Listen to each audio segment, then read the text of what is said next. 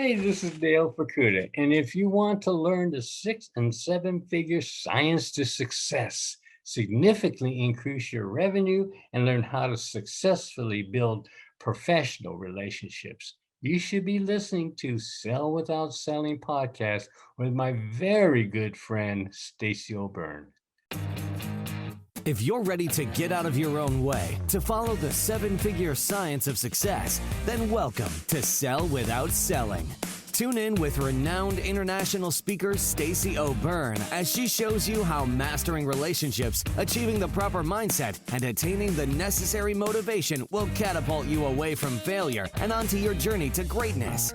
And now, here is your host, Stacey O'Byrne. Hey, welcome back to another episode of Sell Without Selling. I'm your host, Stacey O'Byrne, and I believe that learning the art and the science of how to sell without selling is the only way to achieve high 6 and 7-figure success. Today, I'm speaking with a really good friend of mine, Dale Fukuda. Dale Fukuda has been a business owner and entrepreneur for well over 50 years. You heard it, 5 decades. He's currently been running his existing business for the past 10 years as a LifeWave distributor.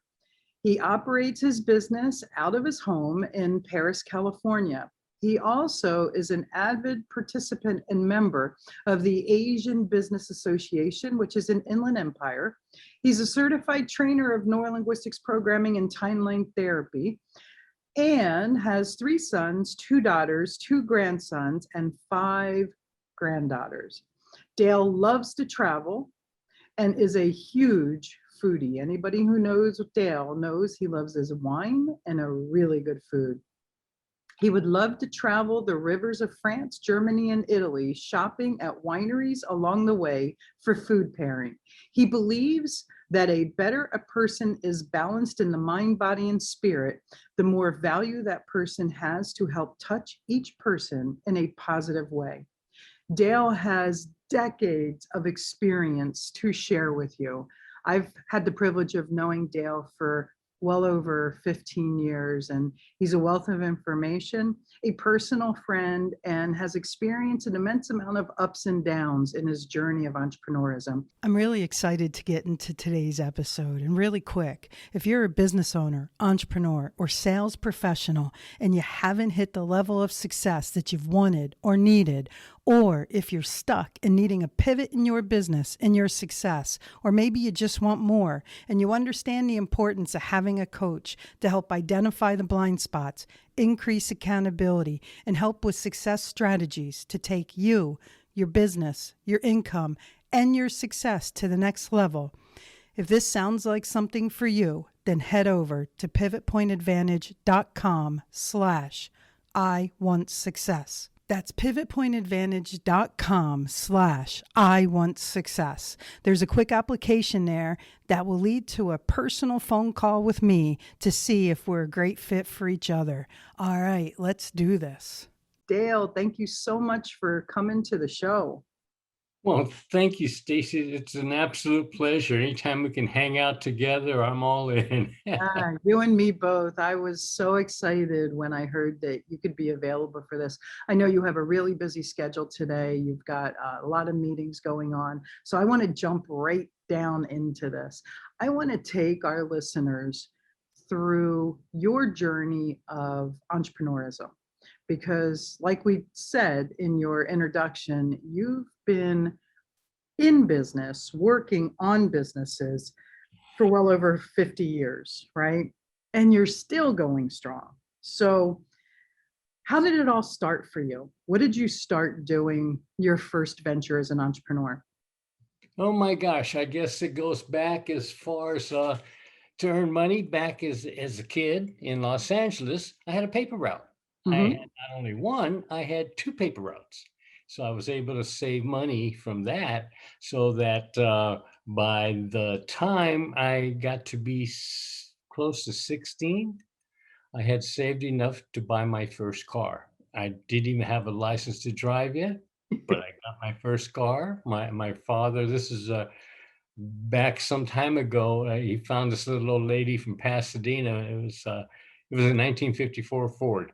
And I worked my way through high school in a grocery store.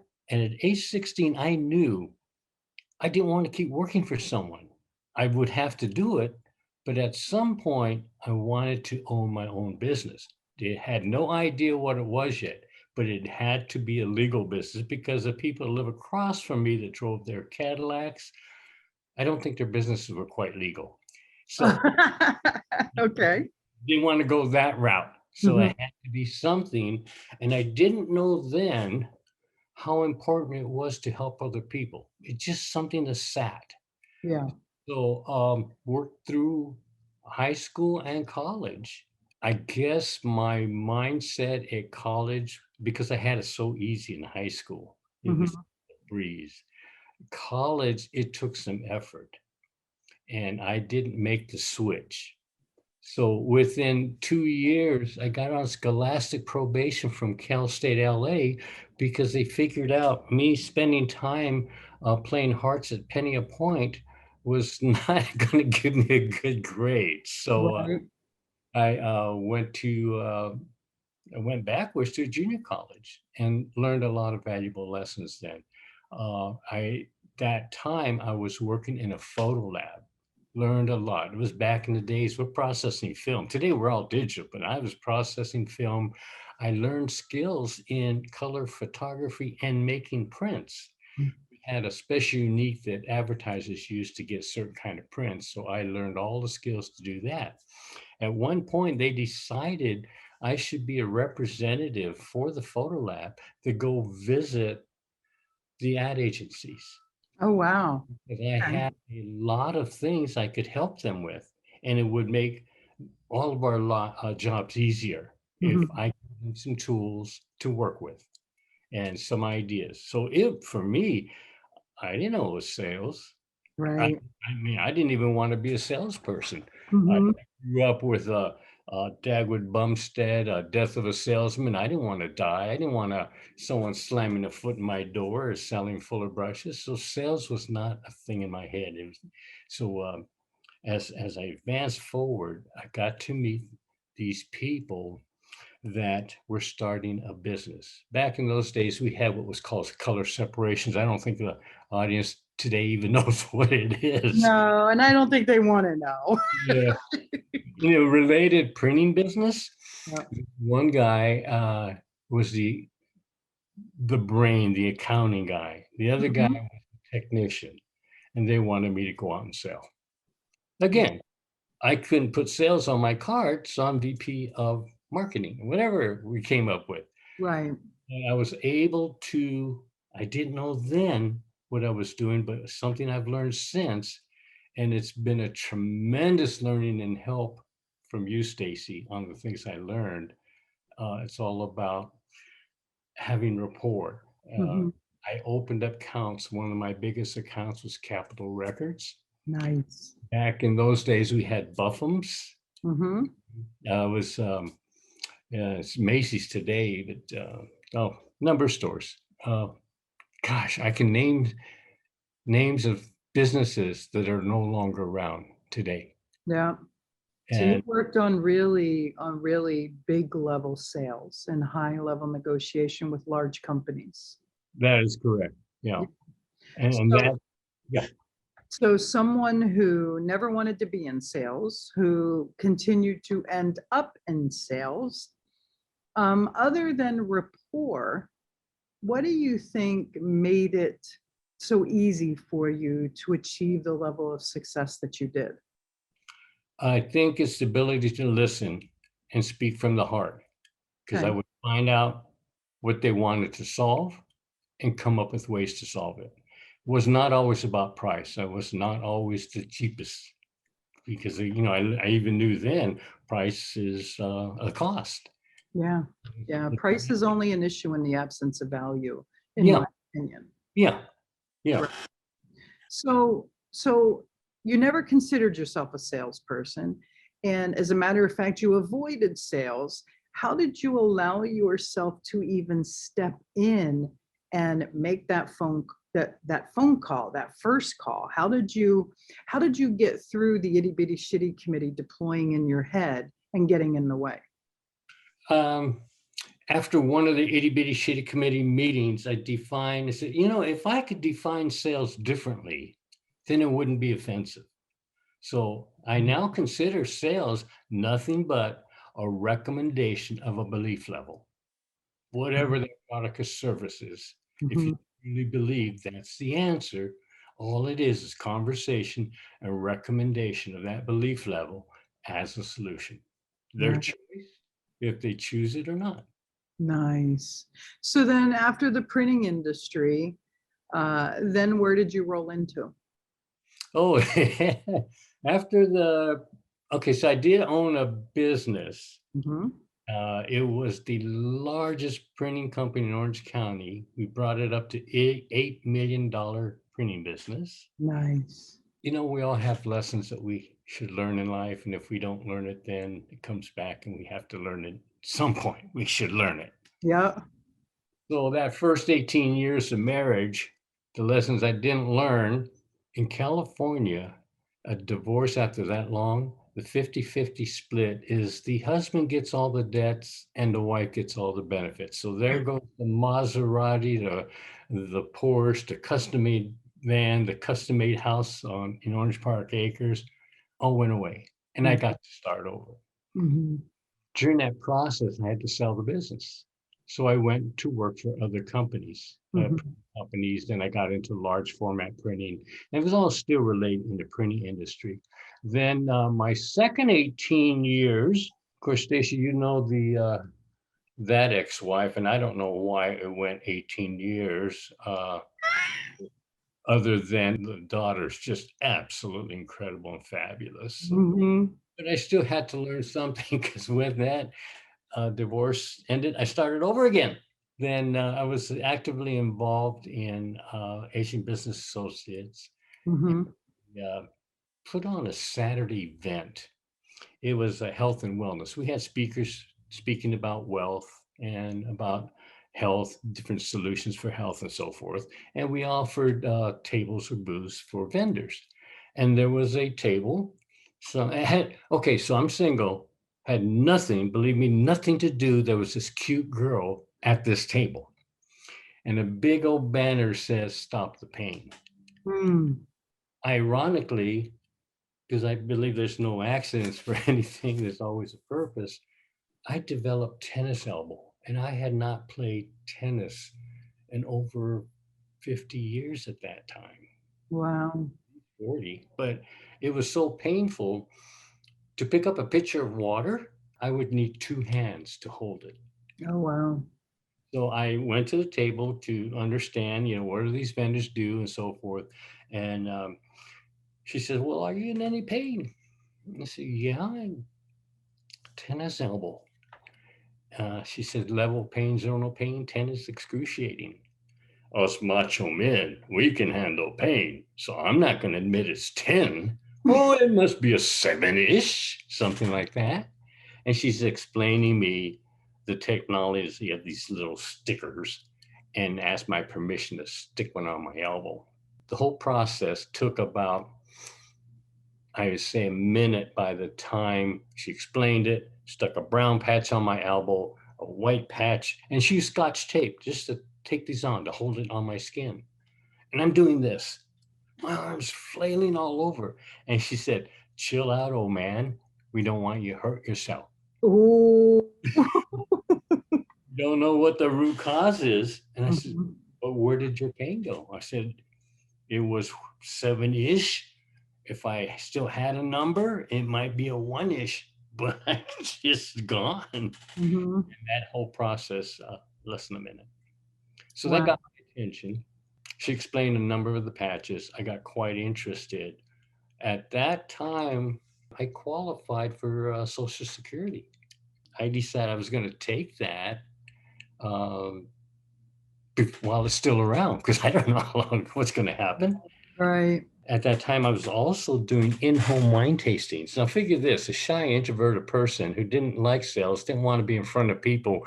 My job function was going into people's home and doing wine presentations. Yep. Yep. I had to adjust something because I would get standing ovations, no tip, no one bought a case of wine, and I got paid commission based on cases of wine. So I'll skip fast forward and have to learn some lessons on how to make a presentation that would close into sign here. How many would you like in case Yeah. of that?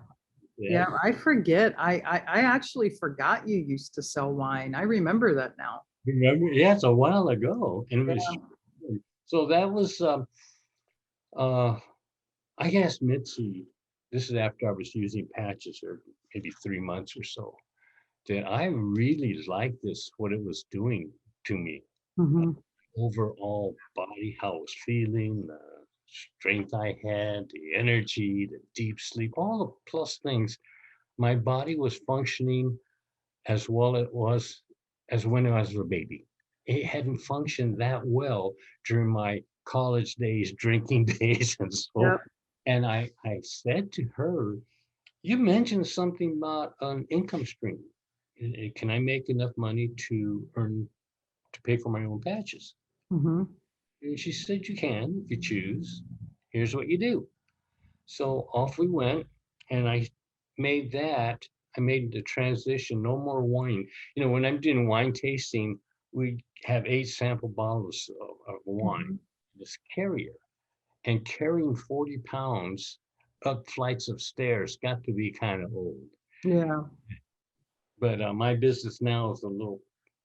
I can carry it in one hand. It's like a man bag. Yeah.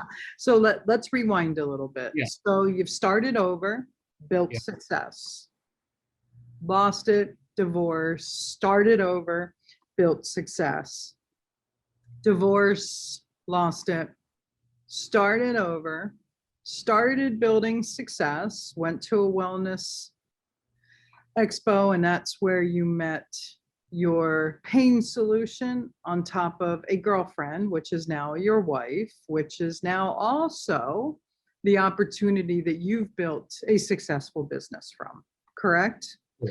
So the starting over process, the making money, losing money, making money, losing money, creating success, losing success, creating success, losing success. All of that is a pattern. All of that is a strategy, right? When did you realize and step back and say, I've got to stop the insanity? It makes no sense to create it, to only lose it. What was that defining moment for you? I don't remember if it was NLP 1 or NLP 2. It was a long journey, and it was a purpose that we became part of each other's life. And Mhm. lessons I've learned through that training was, yeah, it took me a few years to get there. But when I got it, it's holy cats. This is I can control and write a new strategy, make it towards success. Yeah, I'll have a few bumps in the road, but I can overcome and keep going. So So your transition, your defining moment happened while you were studying neurolinguistics programming and avidly working on yourself. You know, you and I share a belief that we have to do the inner work in order for the outer to work. And I have watched you evolve over the past decade plus, and you just keep flourishing and flourishing and growing and growing. And it just absolutely fascinates me how, with your age, you are still thriving, you are still going full blast, pursuing success, not because you have to, because you want to and you get to. And those are very, very different energetic pushes. So, may I ask your age, Dale? absolutely, go ahead and ask. I am currently 75 years old. 75 years old. And Dale could have retired 10 years ago and kind of did semi-retire with the wine business. He just got to travel around town and share wine with friends and have like little mini parties, wine tasting parties. And then when he met his partner in crime, his life partner, they have built this thriving business, and he gets to share and help people and just be the man and the person he is on a daily basis and still living his freedom. So starting over, there are a lot of people out there that experience these patterns, that experience the strategies of making money, losing money, making money, losing money, or building success, losing success. What advice can you give them to get through it and get to the other side of it? Wow, what a great question. I would say no pity parties, first of all. Mm. And don't linger in why me in the effect of it this happened or that happened. Take a breath and get excited about something. What excites me? What can I do that I can share and will create an income stream? And a lot of people have hidden talents. They just don't take time to say, what is it within me that I can bring forward that helps someone and Mhm. my income stream? If you guys haven't heard Stacey's story, she's a prime example of that. She's had a lot of stuff inside. She's had a lot of obstacles to overcome. And it's a wild ass guess, Stacey, but at some point you said you didn't dwell on it. We all have our moments of dwelling in pity party, but Yeah. you decided I'm moving forward because this is my talent. This is what I can share with people that Mhm. helps people. And by the way, in return, the more you do that, isn't that funny how the money comes back some way, somehow? Yeah. Yeah. So, The more we show up for the right reasons, the more the right things show up. The more we show up for the wrong reasons, the more the wrong things show up.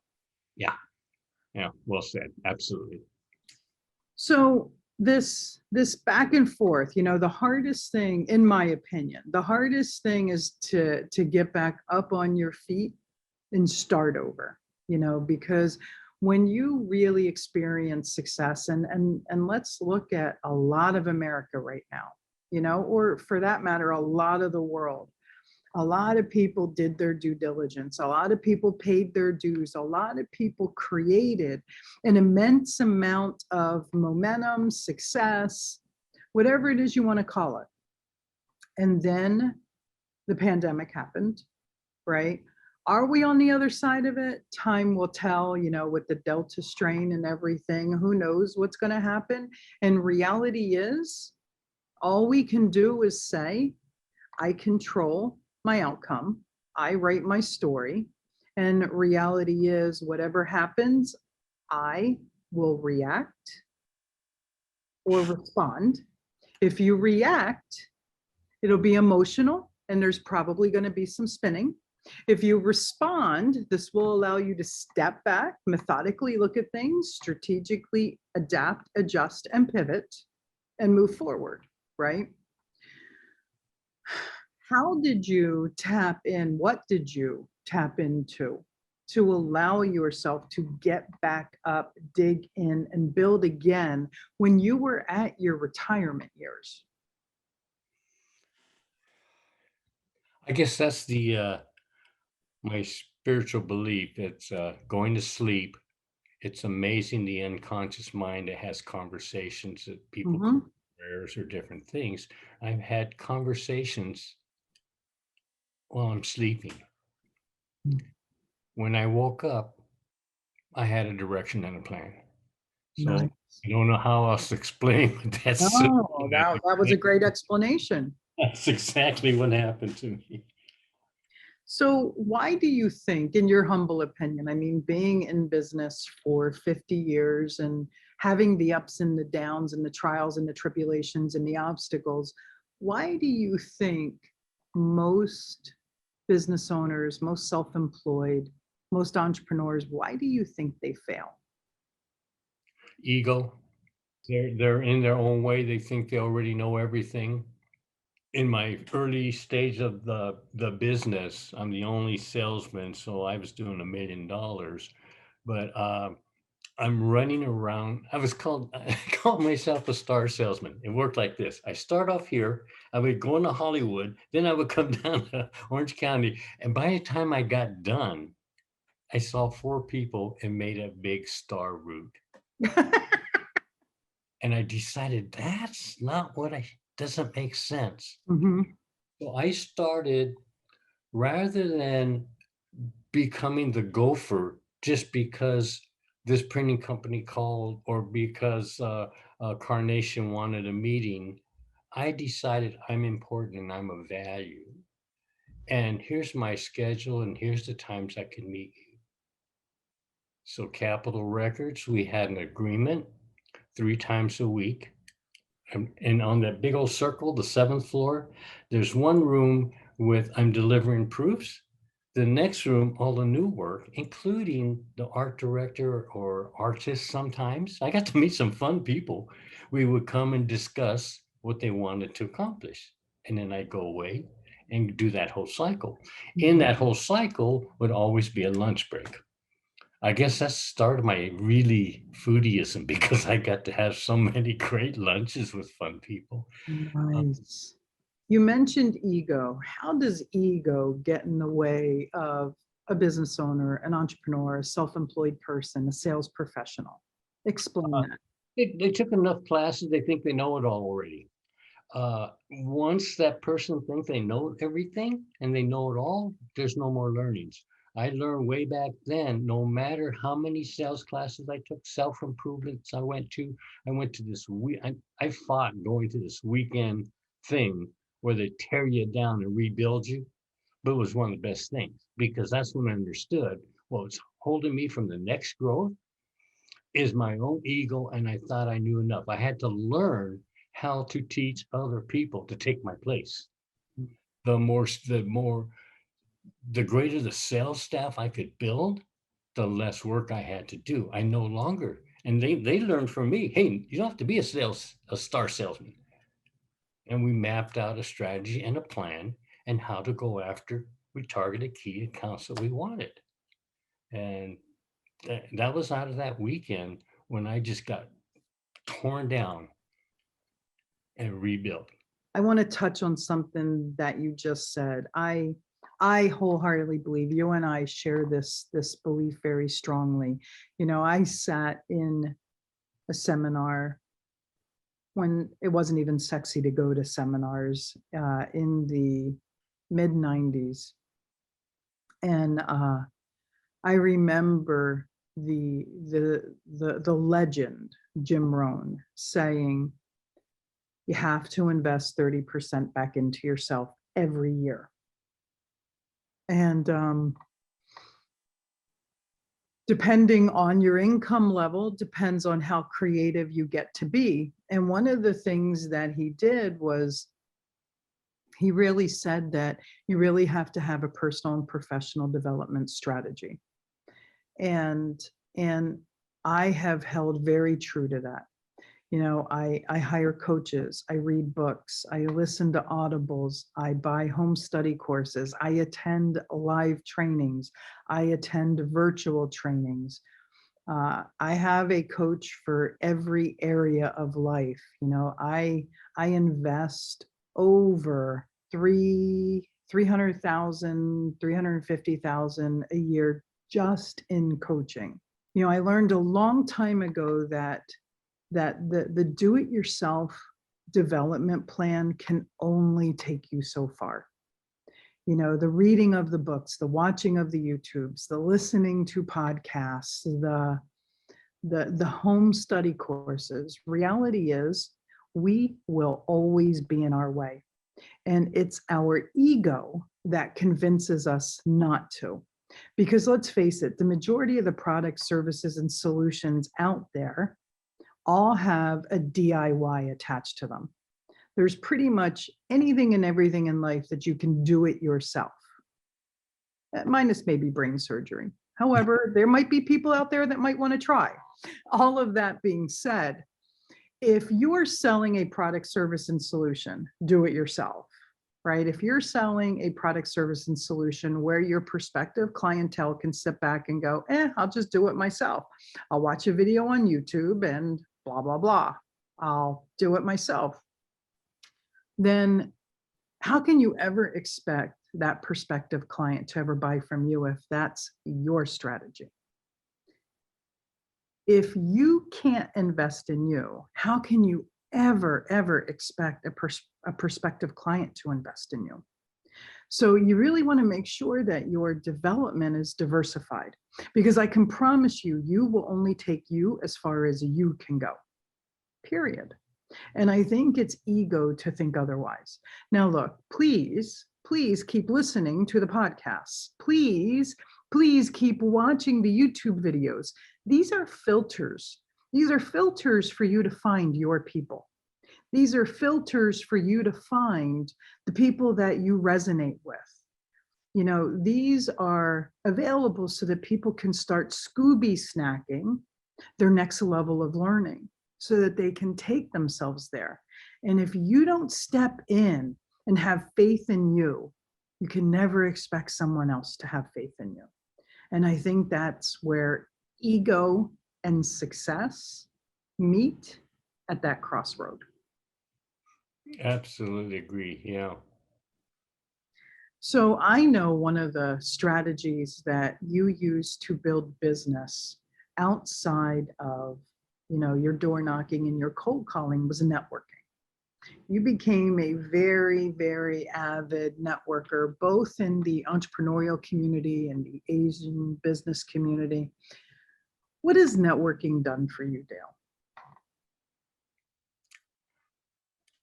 Help me get past my shyness and not wanting to speak to anyone. I guess I am still, in a sense, an introvert. Yeah. But at least over periods of time, it gave me confidence to say, hi, my name's Dale. What is it you do? You know, just to have conversation, because it's difficult in the past to say hi. I used to think if I went to a networking, and there's a key word, networking, it does take work. You don't just go and show up. Yeah. I learned a lot along the way how to properly network, not net throw up, sales pitch, or anything like that. Yeah. And over the years, I have to thank a couple people who believed in me before I believed in myself. They saw something in me besides a shy introverted guy that didn't want to talk. And they coached me along and just went with me, saw me at all kind of networking events. And a lot of it was team. And they would assign me tasks without me knowing I was assigned a task.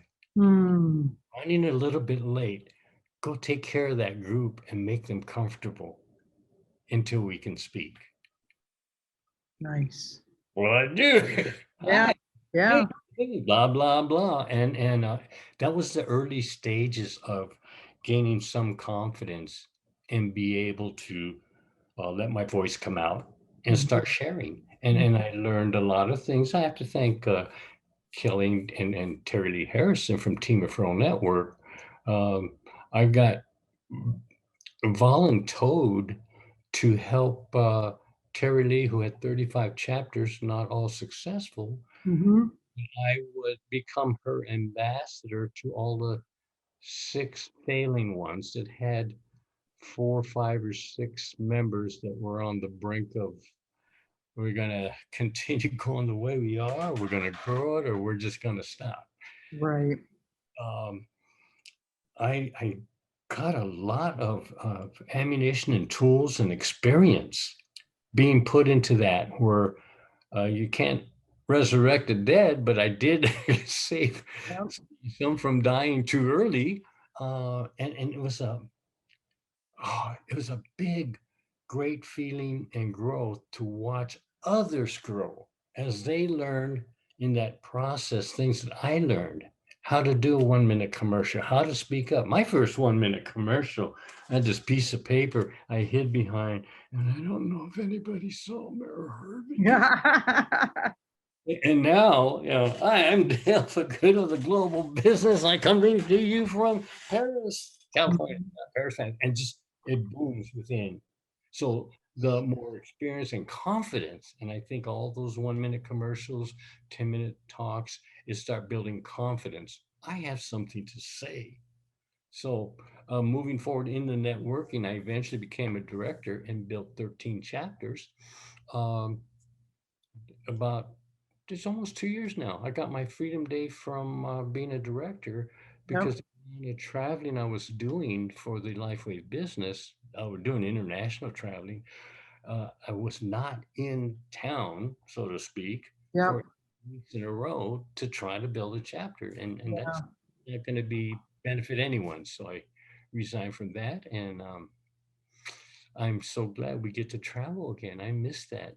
Yeah. Yeah. I agree. We just got back from a 2-week business trip, and it's great to be back on the road again. And the lessons I learned from COVID is it's also great to allow myself to be grounded too.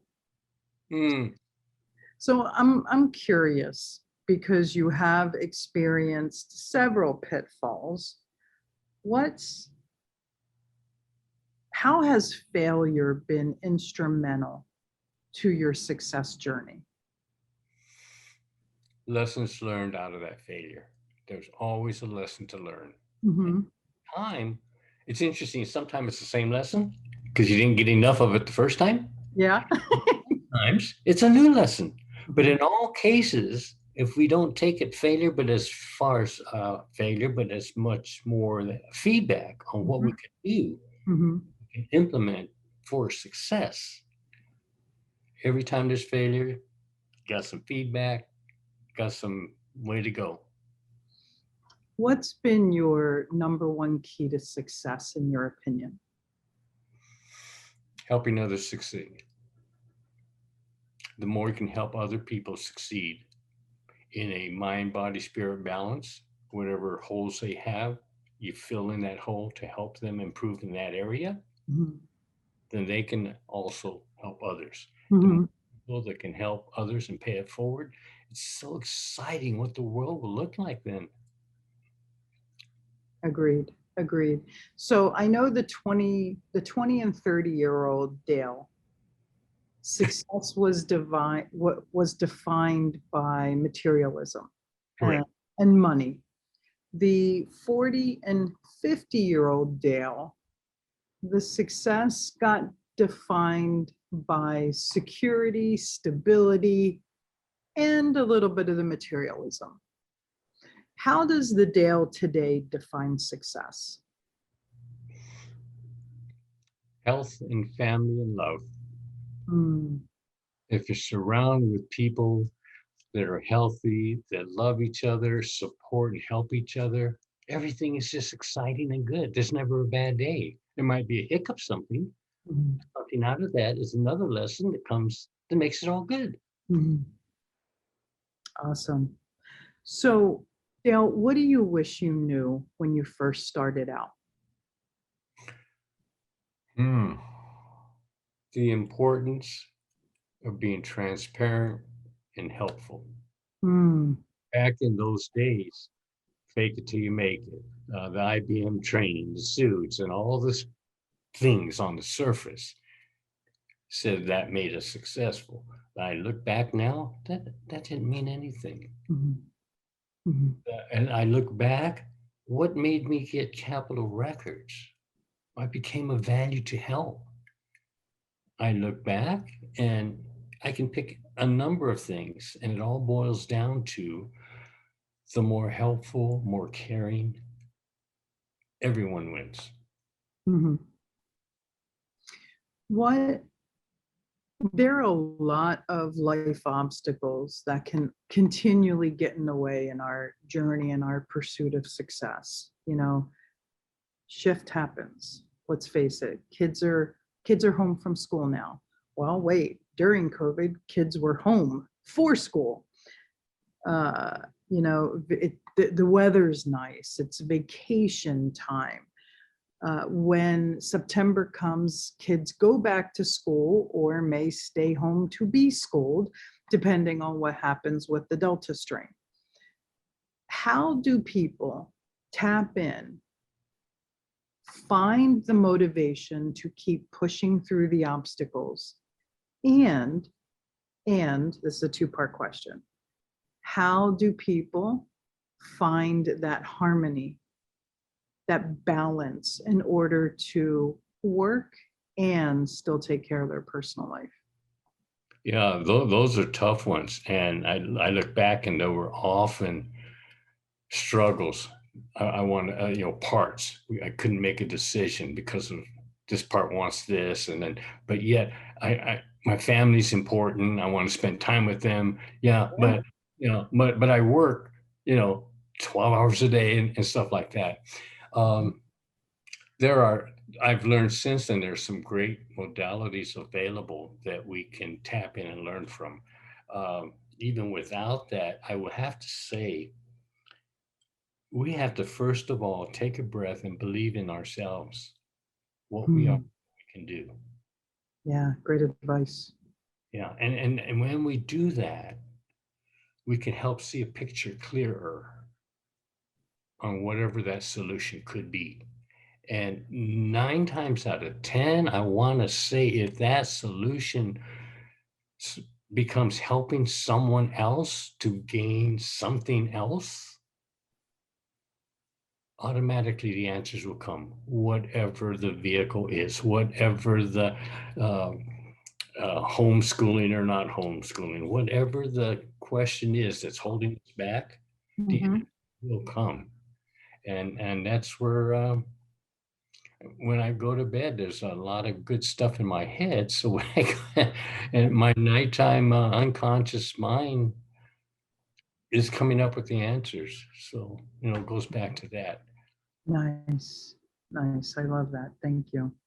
So Dale, welcome to the signature question of the show. And that is, what does selling without selling mean to you? How does a salesperson, how does a business owner, how does an entrepreneur sell without ever having to sell? I think what helped me was I redefined what sales means. When I said it is nothing but a recommendation of a belief level, if we're congruent and true about it, we're not selling. We're sharing a belief of something. Whatever product or service we have, we're the best at that product or service that helps others. So we're not selling it. And it gets inside of our head. I'm not selling, I'm recommending something. Consider this. I love that answer. So Dale, welcome to the random round. I believe that success leaves clues. So I like to ask specific questions to extract answers from our expert guests so that our listeners can go, you know what, I really like that, and insert that into their life and start shifting and changing their life. So I have 2 questions for you. My first question is, how do you prefer to consume personal and professional development? Through books, through blogs, podcasts, videos, trainings, coaching? How and why? A smattering of all that, but I think the biggest thing for me is I am able to go back as a coaching assistant through all the different NLP trainings, from the beginning and the master ones and all the different levels. And each time I do that, it's a learn, do, teach model. Everything I've learned, I am now doing. And as coach, I am teaching. And all the different people that are in those classes bring something new for me to learn. So it's a constant, I'm always learning.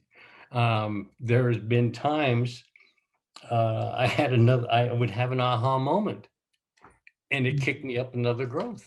I go, oh yeah. I don't know how many times I've heard it. Yeah. So live trainings are your preferred delivery because that's where the engagement happens the most for you.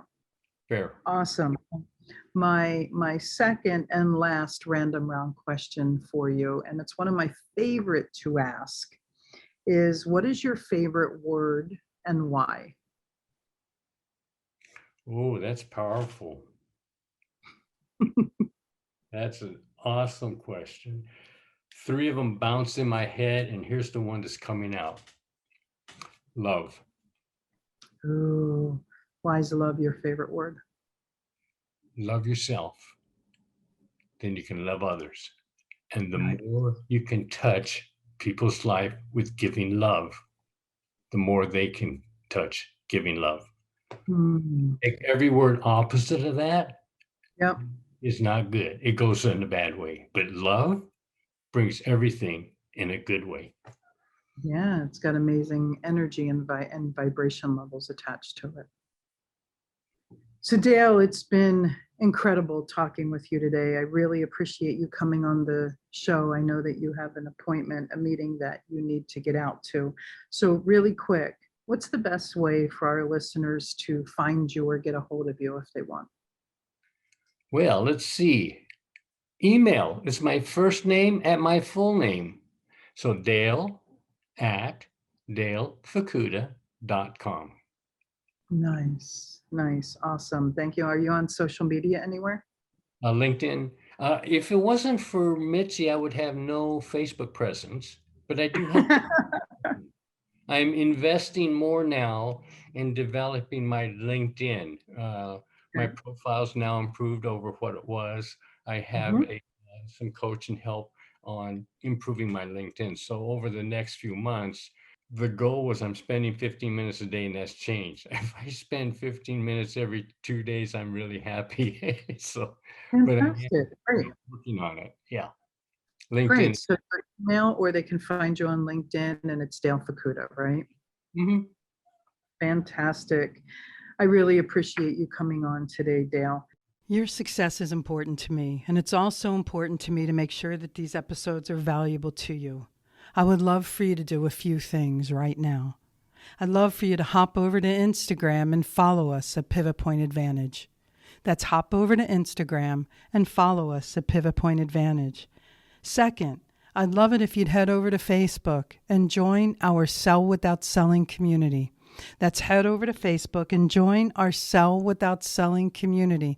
We have an immense amount of interaction on both platforms. We also share different information on both platforms, so we look forward to seeing you there. Last and definitely not least, I love to chat with you, give feedback on the episodes, and find out any topics that you're interested in to help make this podcast more powerful and helpful to you achieving the success you've always dreamed of, desired, and deserved. Head over to pivotpointadvantage.com/talk to Stacey. That's pivotpointadvantage.com/talk to Stacey. Let's get a 15-minute call on the schedule. I look forward to getting to know you. Always remember this: choice is a powerful thing, and suffering is always optional. Get out of your way so that you can get on your way, so you can finally have your way. Thanks so much for listening, and I look forward to talking with you soon.